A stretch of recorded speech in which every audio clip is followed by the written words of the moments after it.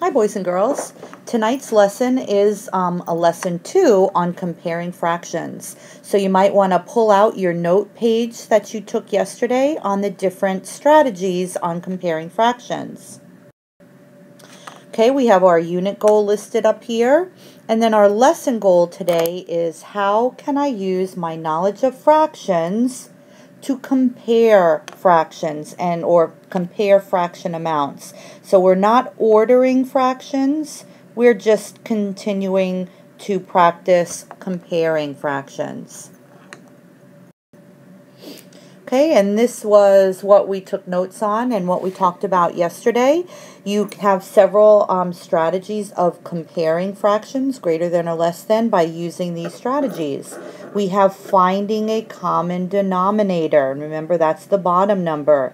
Since the whole is cut into the same number of pieces, because the bottom number is how many pieces in all, you only need to compare the top number then. That's why it's really easy if you can find a common denominator, a multiple that's the same, because 3/8, 3 pieces out of 8, is going to be less than 6 pieces out of 8.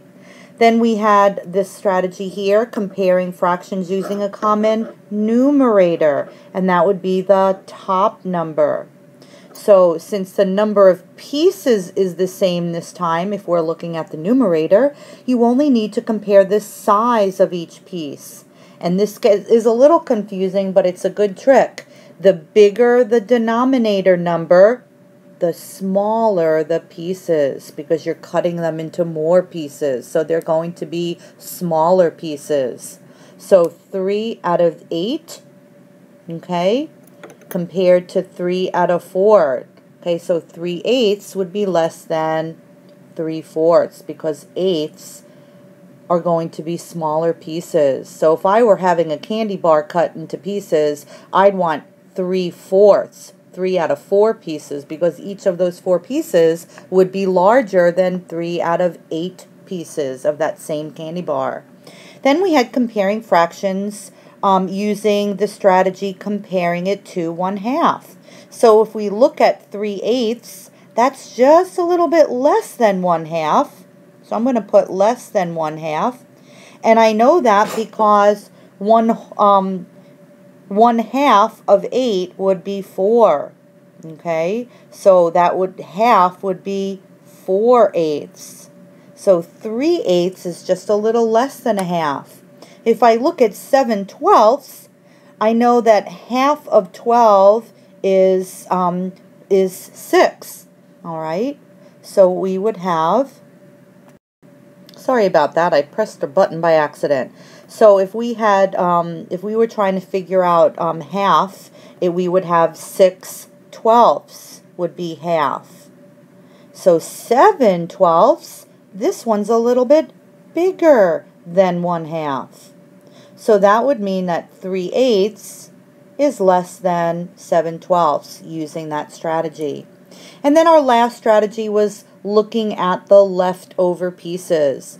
If only one piece is missing from the whole, so 7/8, only one piece is missing because the whole would be 8/8. Okay, if only one piece is missing, compare the leftover piece. So I see one missing from each one, so that's when I can use this strategy. And when that happens, the smaller leftover piece is actually the larger amount, similar to what we talked about here. Okay, the smaller the numerator, okay, or the denominator, the bigger the piece. All right. Okay, so I see a pencil here. So pause the video and look at these fractions given and see if you can use a strategy to compare these. And I'll be checking these tomorrow. So write the fraction and then just tell me what strategy you used. Okay, so when I'm thinking about the best strategy or the easiest strategy to use, I thought of this one. I kind of used my knowledge of using the benchmark of a half. And I noticed that 3/4 was a little bit bigger than 1/2 because 2/4 would be a half.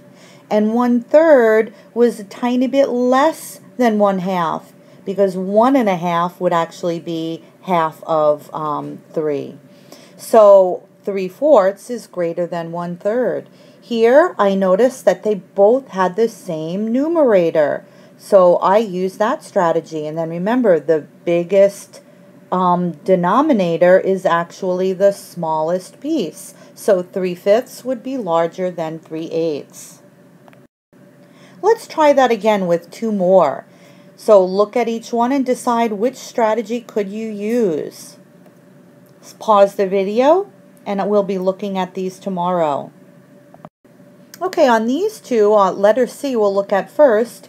I used a common denominator, and I did this because I saw 4 and 8, and I knew that those were that 4 was actually a multiple of 8, so we could have 8 be a common denominator.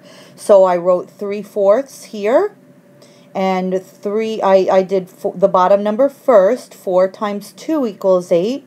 So then I multiplied that top number by 2 as well. So I get 3/4 actually equals 6/8. So now I'm comparing 6/8 and 7/8. And 6 is less than 7, so 6/8 is less than 7/8.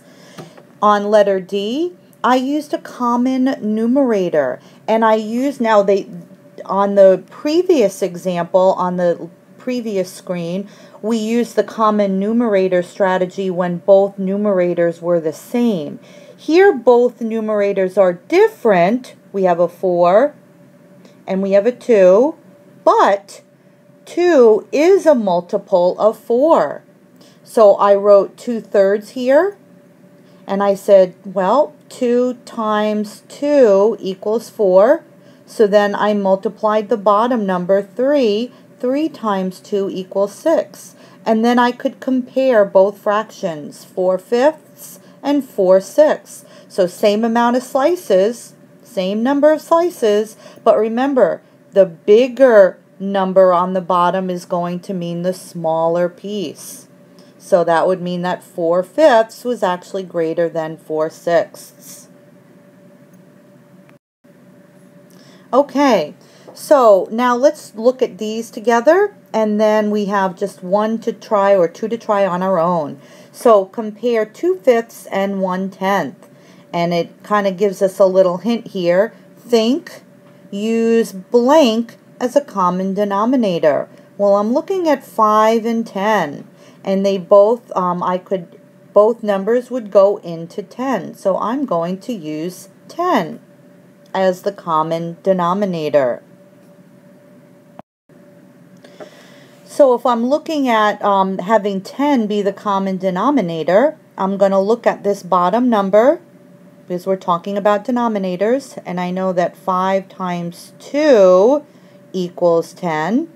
So I'm going to multiply the top number by 2 as well. So that would be 2 times 2, and that equals 4. So 2/5 is actually equivalent to 4/10. So now I'm comparing I'm comparing 4/10 and 1/10. So 4/10 is going to be larger than 1/10. So remember, 4/10 was really an equivalent fraction to 2/5. So 2/5 is larger than 1/10. Now here, this one says, let's use a common numerator. Now again, sometimes if they're both the same number, that's a good time to use a common numerator. But also, if they share a common multiple, that would be a good time to use a common numerator, just like when we did the same for the denominator. So I see 6 and 3. So I know that I'm going to use 6 as that common denominator. So numerator. So I'm looking at 3/4 here, and I know that 3 times 2 equals 6. So then I have to multiply the bottom number by 2 as well. So 4 times 2 equals 8. Okay, so we're really comparing then 6/8, okay, and 6/10. All right, and remember, the bigger the denominator, the smaller the piece, as long as you have a common numerator. So 6/10 would be smaller than 3/4. Okay, now you try, and we'll go over these two problems in class tomorrow. So write down the problem, think about those different strategies, and write your answer, and be prepared to share what strategy you used to solve that problem. Bye now. Don't forget your check on Canvas. See you tomorrow.